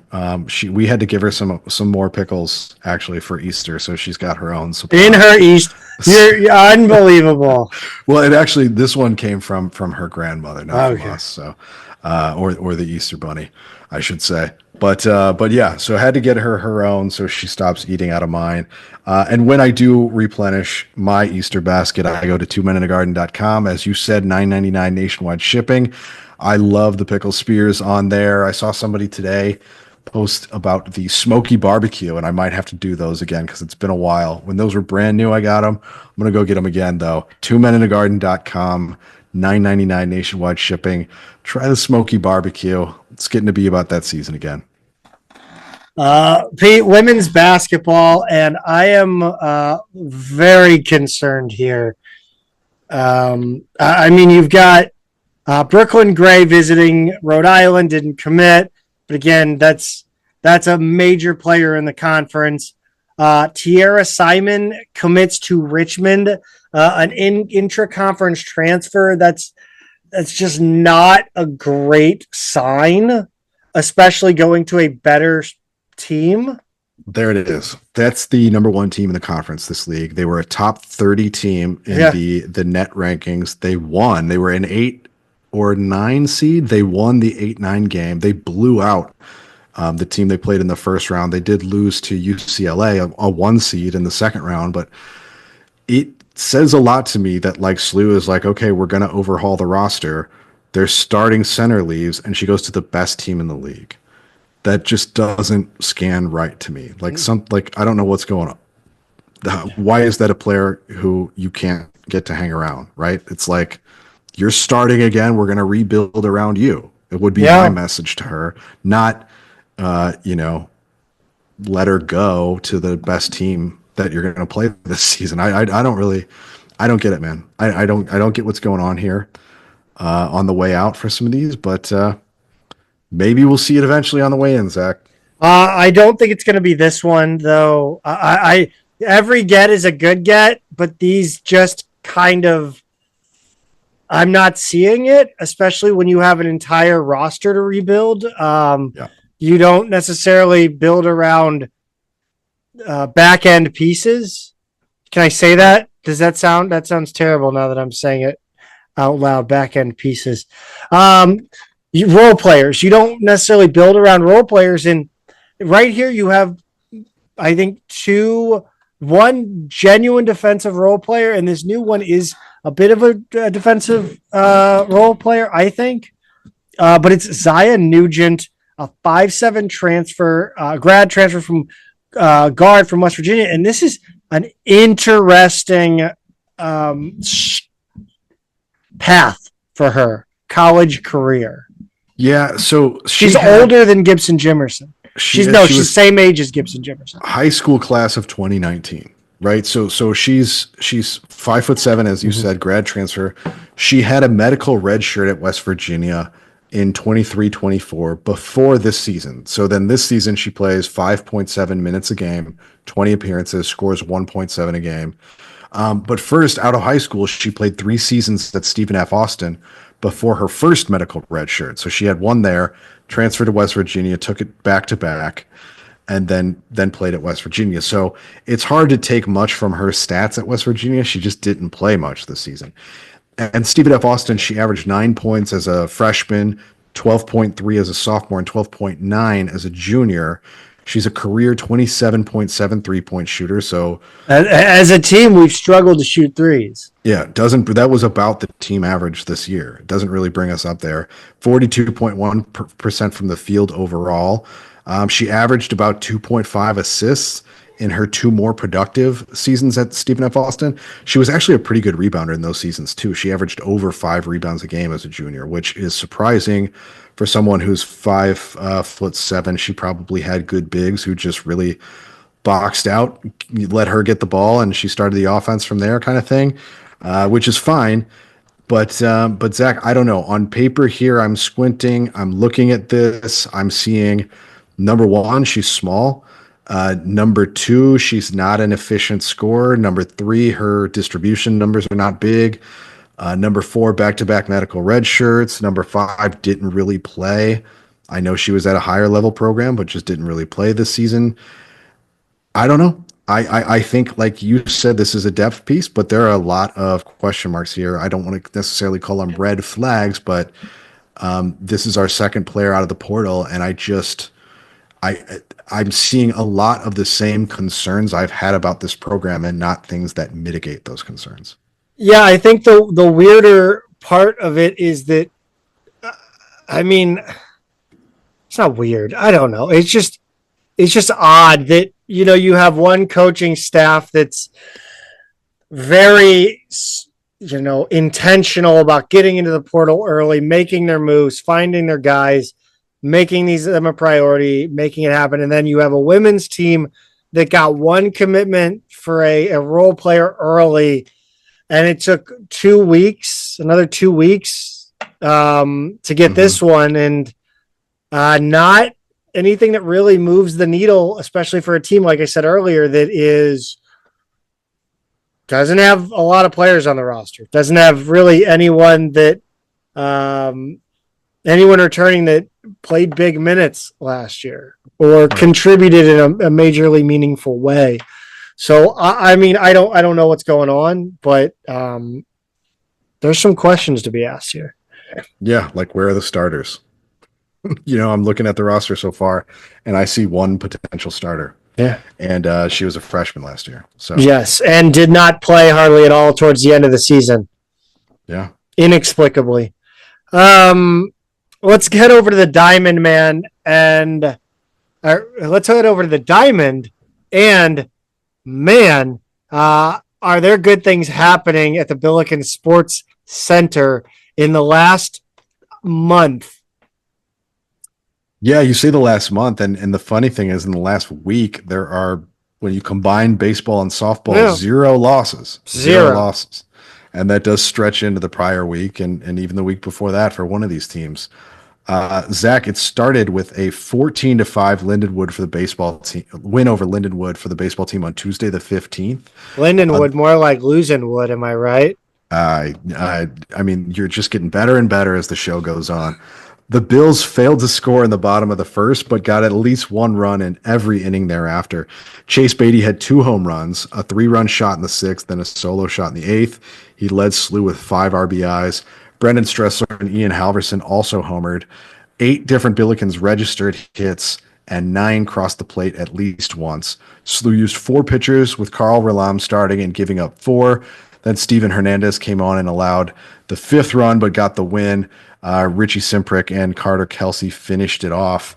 And Zach, that was good momentum heading into a weekend series against VCU at home. Yeah, it was, and that started out with a sphincter clenching 2-1 win. Thursday the 17th, the Billikens got an early run off an Ethan Sitzman RBI single, and this ended up being a pitcher's duel as the Billikens had held on for dear life. VCU ties it in the 6th at 1. Sitzman followed up by driving in Ian Blazier for a second time in the 8th to put SLU up top 2-1. Charlie Weber came back out to finish out the game for the win. He pitched 3 2/3 inning after his brother Jack started and pitched the first 5 1/3. A family affair at the Billikens Sports Complex. It always is, Zach. Always is. So we've got on Friday the 18th. Like, so the schedule was moved around. Yes. Basically, is what happened here. We talked about the schedule last week. Going to be Thursday to Saturday, 3 different times. Instead, they moved it up, so we had a doubleheader on Friday the 18th. In Game 1, SLU got the 4-2 win over VCU. Max McGuire. Ooh, wow! Speaking of family affair, I almost botched that. He hit a 2-run homer. Hank Gomrich and Hayden Moore added RBI singles for SLU's 4 runs. VCU made it interesting, though, with 2 late runs, one in the 7th, one in the 9th. SLU did get one in the 8th. I don't want to be weird, but Max McGuire looks like Kyle Cassidy. I have to go look at a picture because Timmerman did just write about him a couple times. So, I got to go look at those pieces again. But anyway, Owen Kelly struck out 6 and 6 2/3 for the win. Chase Minor got the save. And with the series already intact. Kyle Cassidy. Let me see this. He kind of does. Zach. All right. I'll give it to you. No, thank you. With the series win already intact, we got Game 2 on Friday the 18th, Zach, and for the first time in this series, it was not exactly a close one. No, it wasn't. I got out to this one, made it by about the 2nd or 3rd inning. It might be unpopular opinion, but weather was absolutely outstanding. Cool, overcast. Didn't rain until about the very end. Even then, it really was just some drops. But yeah, a 12-2 win against VCU Friday the 18th. Big shout out to Hendo, of course. But I also have to shout out freshman Ty Holman, his dad. I got to chat with him for a while, raved about Hendo and talked about how much his son really liked SLU and Hendo. So that was pretty cool. He also, I don't want to dime him out, but he thought I was like a prospect, I guess, because I had the hat on. And I was like, sir, times 2. That's amazing. I am twice the age of the freshman in here. I always thought you had a youthful energy, but I do. That's really yeah. So thank you for that little boost in confidence. Austin Newegg followed a grand slam in the 3rd with a 3-run shot in the 4th. It was his first grand slam ever, and his 7 RBIs are a season high in the A10. He really got around on this both home runs, really. Just absolutely just rocketed them out to left field. The Billikens scored 2 runs on 2 wild pitches in the 5th to activate the mercy rule, and they shut it down in the 7th. They need to do something about the backstop because it is too hard. And there are too many wild pitches that runners can't advance. Yeah, you can't advance on, which is a bummer. Yeah. Do you know they added? So if you've been to the baseball field, the bullpen was not cut off from the rest of like the area. They had put up like fencing, like not fencing. They put up like barricades that could be taken up and put down, and they put a fence up. It is silver and it looks like a dog park. Yeah, it's just a chain link fence. Yeah, I mean, look, like the chain link fence is fine, but like there are other chain link fences around the field that are black. Yeah, all the maybe they just haven't gotten to it yet. I maybe. Do you paint the fence or do you buy it that way? They have some of them have like a coating on it, almost like you can peel off. I don't know if that's paint or if it's an actual like kind of rubber. Because I thought the black fences were just like black fences. Like I thought that was just how they came. That could be too. But yeah, I don't. That's one of those things where it's the same as the not having a concrete walkway between. You have to walk through the grass to get to the bleachers. Like it doesn't make sense. Yeah. Like go all the way.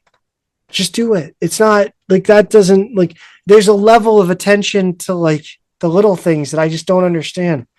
Yeah. Josh Cunningham pitched all 7 innings for the win. You very rarely get complete games anymore. And Cunningham was outstanding in this one. He's kind of an unassuming guy. He's a baby face, kind of just everything about him is just looks like a young kid, like a high school kid. Yeah. But he had great stuff in this one. The first sweep of VCU by the Billikens since 2015. Pete, the conference tournament is in Richmond, and it sure would be nice if VCU were there. It sure would be. They have it at that. I think they have it at the Diamond. Capital One Park, or it's not Capital One Park, is it? Yeah, what they call it the Diamond locally. It's like their minor league stadium, but it looks like they just cut the corner out of like Anaheim Stadium, right? Like one of those like 60s or 70s multi-purpose stadiums. Yeah. They just have it's just a slab of concrete that goes up in this direction. It looks like a Pope's hat. Double-decker, right? Yeah, it's like a double-decker concrete, but it's just like one corner of a mid-century like football, baseball, multi-purpose stadium. Yep. It's very weird looking. Anyway, that's where they have it. It's a venue that you can see from all over town because there are highways on like both sides of it. But yeah, fun spot. Richmond Flying Squirrels play there. So it did happen where SLU hosted the soccer tournament, I believe, in like 2013. And I know that there was somebody told me once that Chris May was apoplectic, that they didn't make the conference tournament. He hated that. He hated that they had to like host the tournament and not play in it. I think he said that never happened again or something like that. So how many make baseballs at the top 6 or top 8? I think it's 6 or 4. Okay. I'm trying to. It's more than 4. Then it's 6. I don't think it's 8. Okay. It sounds like because SLU was in a position where they very well could not have made the tournament. Like if they don't finish a certain way. So like if it was 8, I mean, this team has to make the tournament at this point, right? But I think there's a scenario where they don't, but I just don't see it with this team because it's 6 wins in a row now for the Billikens. Like we were saying, they're right now in the middle of a tight race for first in the A10. But again, I think there's a scenario where they could, fall out if they don't play. They don't continue at the level they're playing. So it's actually that it's the top 7. Okay, that doesn't make any sense. The 1 seed gets a bye. Oh, okay, that's stupid. And then everybody else plays, and then it's double elimination. Okay. Which I kind of remember from last year. So right now that 1 seed would be Rhode Island, which is crazy because I don't know, baseball, Rhode Island, they also don't have a great facility. They have a terrible facility, and they still have a press box. Yes, that's also true. So they're in first at 13-5. Mason and St. Joe's are tied in second at 12-6.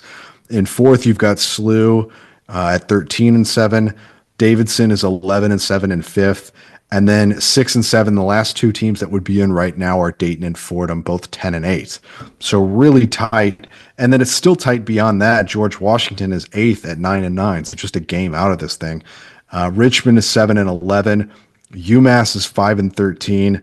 VCU's 5 and 15. Bonaventure's 3 and 15.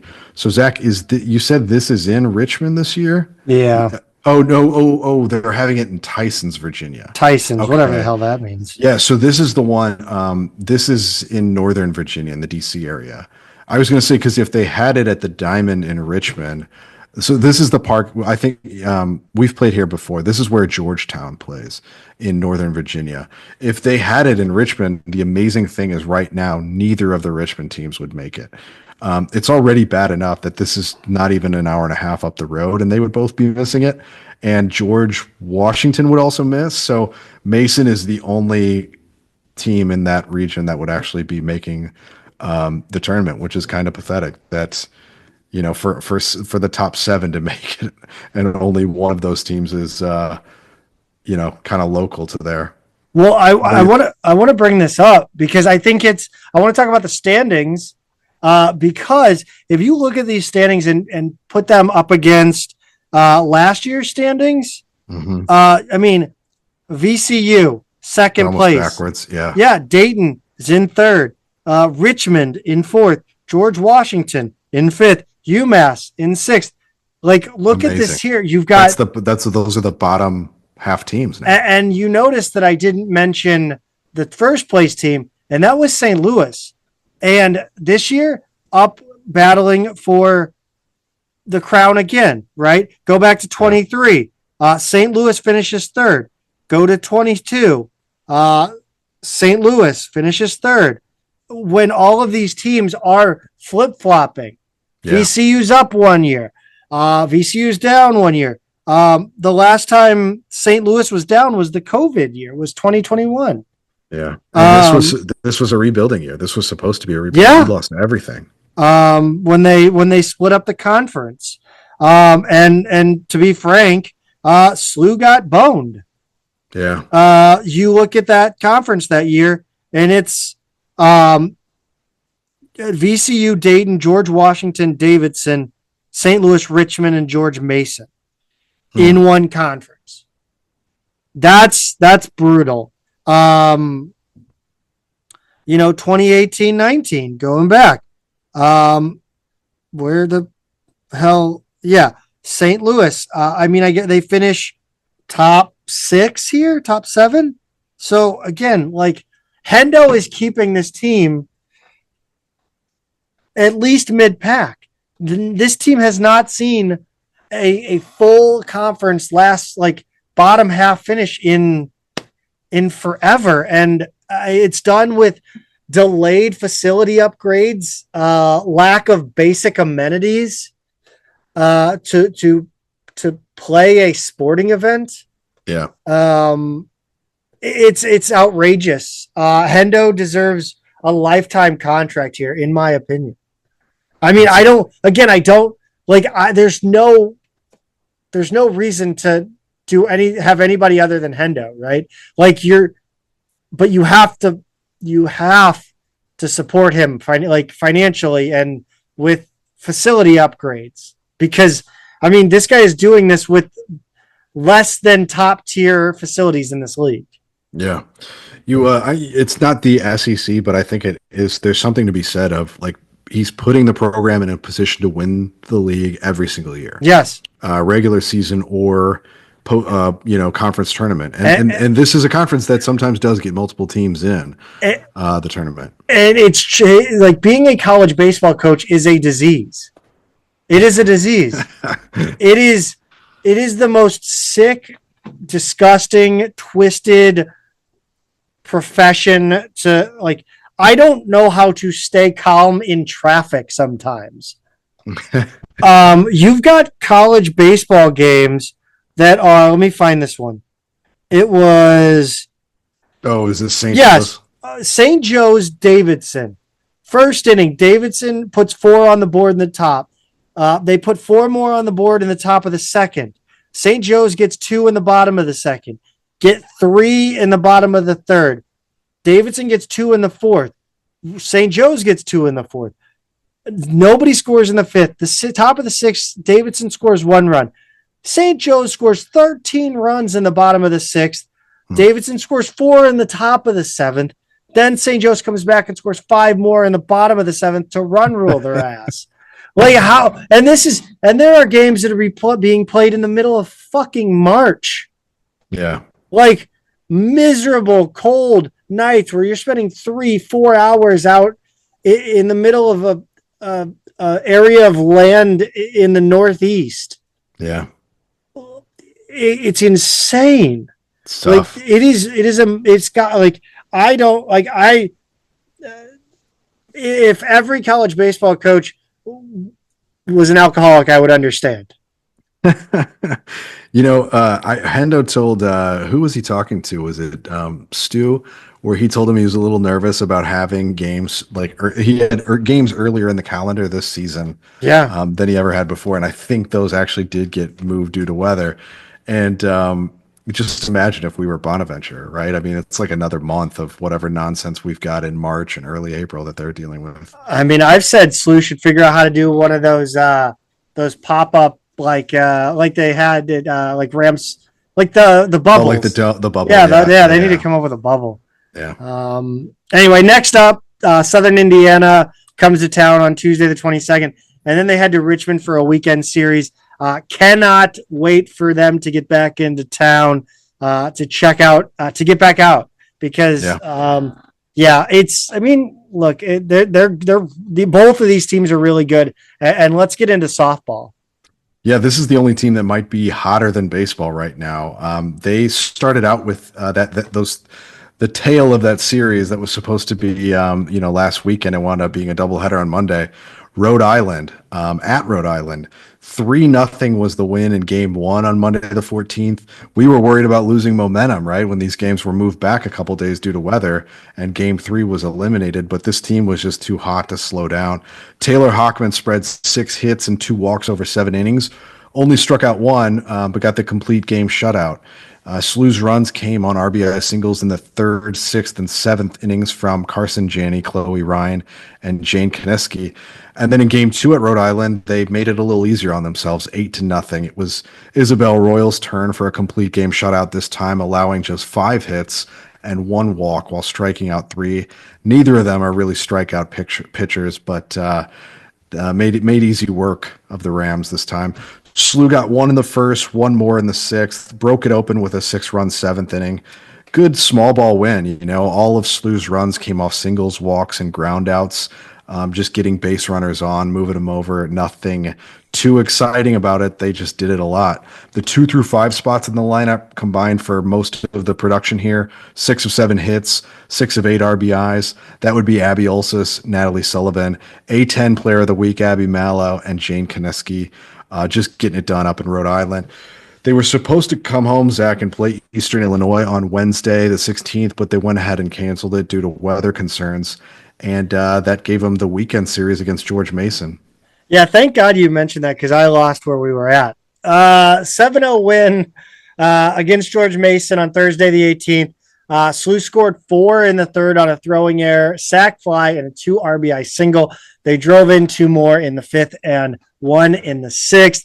Koneski led the Bills with 2 hits and 3 RBIs. Hockman pitched a 2-hit gem, striking out 7. I really wish they would play more night games, like on Thursday or Friday nights. I know that's difficult, but it would be good. Friday, an 8-6 win in 8 innings against George Mason. This one was a classic. Slew was in a 6-1 hole after 3 innings, but managed to tie it by the end of the 6th with nothing but grit and determination in this one. It was like, again, it was one of those games where it felt like everything was going wrong and you just had to wait for their opportunity, and they got it, and they took full advantage of it. Natalie Sullivan came to the plate and got her 3rd hit of the game. It was a walk-off 2-run jack. She went 3 for 4 with 2 runs and 4 RBIs in this game, and she was not done for the day. Isabel Royal had a tough outing, giving up 6 in 2 2/3. I think I texted you. I said Royal is having a shocker today, and you said, yeah, she's probably due. Yep. You know who had a good Friday? Anna Christ. She was steady the rest of the way. Thanks, Boxing One, for that one. Yeah. Pitching 5 1/3 shutout innings for the win. Pete, they made it a 6 win weekend for the Bills.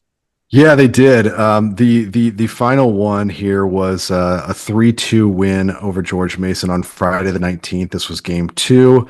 Taylor Hockman went the distance, allowed just 4 hits for her 13th win of the season. Ali Marietta broke a 2-2 tie in the 6th with an RBI double. That was the game winner. Sullivan and Carson Janney each went 2 for 3. That's now 10 straight wins for the Bills, who have won 16 of their last 19.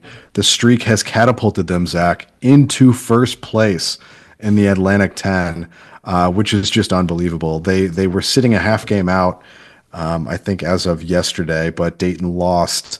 And with these 2 most recent wins, Slew's up there now at 14-5, Dayton second at 12-5.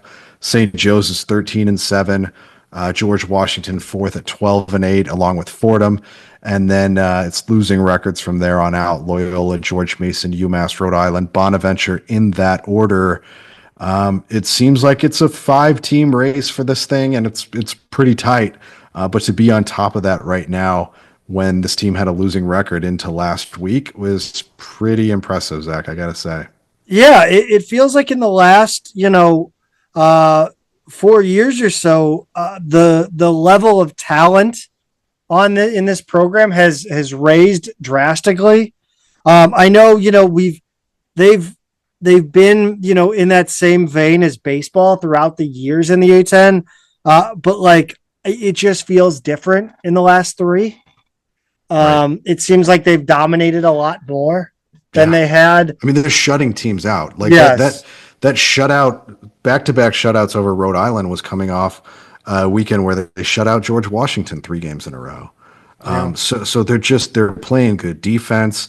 Their pitchers are just in control. Like I said, they're not strikeout pitchers. They're looking for ground outs. It's just they're just winning with what they have. It's really impressive. The last time they finished bottom half of the league, I will tell you, Zion Nugent was in high school. So a long time ago. Yes. That surprises me. I thought. Yeah, I thought they had some tough. Recent. Yeah. Again, I've Canoyer's done well. I've been I've always thought that they could probably bring in a coach if they wanted to make a change, but Canoyer's doing really well the last few years. An interesting soccer note here. SLU Soccer unveiled a new kit for 2025 in the spring. Very surprising, Pete. I mean, I think that was more because somebody shared it on Billikens.com. Yeah. And honestly, like, I saw the picture and immediately thought they just grabbed him out of the closet.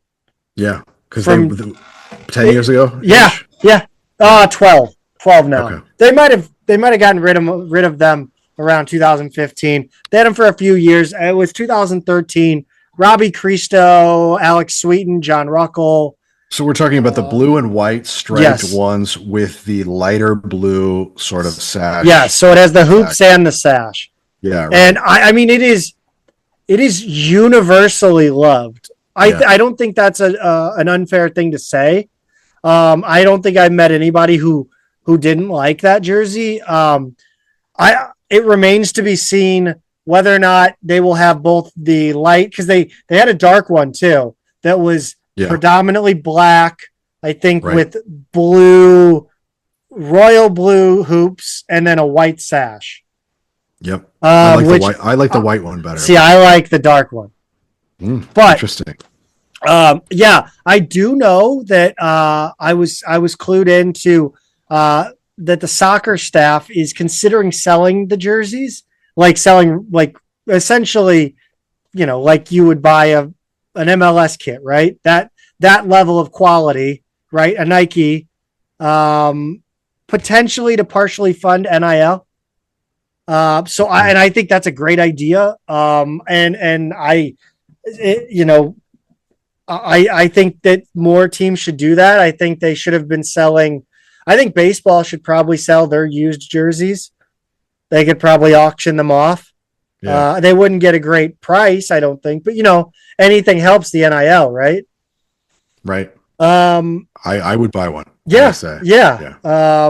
Both. I would both baseball and soccer immediately. And if this does come to fruition, we will absolutely cover it at the top of the show. I think it's an awesome innovate. I think it's forward thinking and a great idea. Max Floriani made his MLS debut this weekend with San Jose.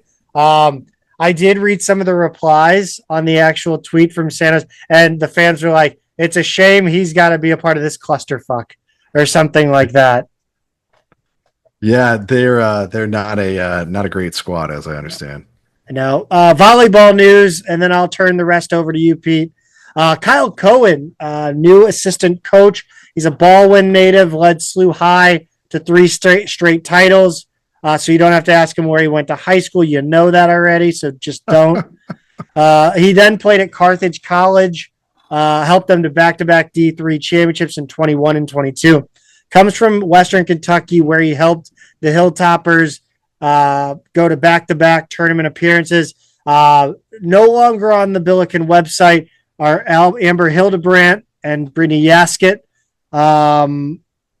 Amber's husband, who works with the Union, and Bradley Carnell, so she might move on up that way. And Brittany Jascott moved into kind of a private scouting and wrote a book too. Okay. Yeah, wrote a little book. I don't want to say little. That demean. It's literally like it's small. Gotcha. Yeah, break down tennis and track and field, and I'll throw a little at the end of tennis.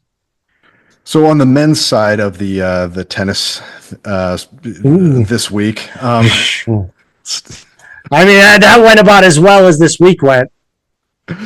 you had to restart me there, Zach. The men were not playing this week. They finished the regular season with a 1-13 record, and next up they've got the A10 Championships, April 23rd to 26th at the USTA National Campus in Orlando.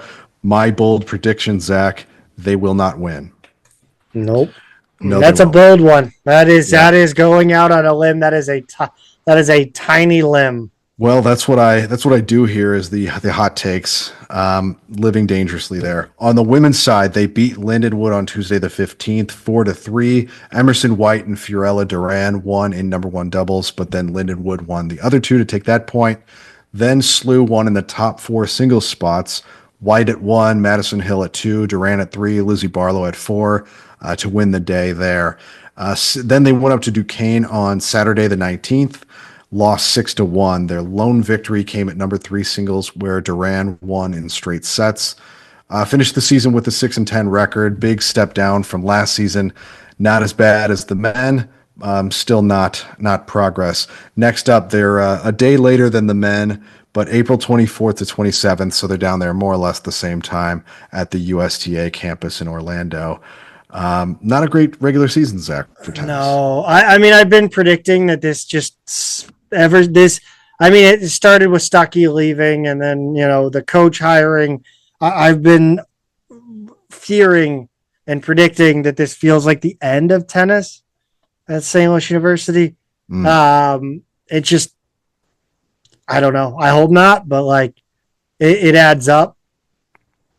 Yeah, with the trajectory like this, with no facility, it just seems like an afterthought. It feels like the one program right now that's an afterthought. Everything else, they've at least made steps to kind of support it in some way or another, and obviously we've done no shortage of sort of quibbling with some of those things, but tennis seems to just not be a priority at all.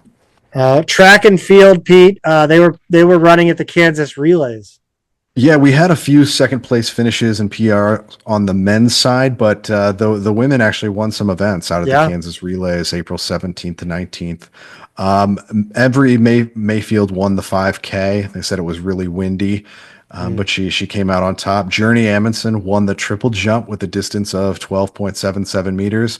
And then Libby Williams finished with a PR in the hammer throw, the second best mark in program history, 50.24 meters. Next up, Zach, the legendary Drake relays from April 23rd to 26th. All right, that's going to do it for us. A fun episode, an over an hour and a half, maybe now over an hour, 45 minutes. We battled through some connectivity issues. Going to have to actually do some editing on this one. But we got it done. Thank you all for listening, Pete. Go Bills. Go Bills.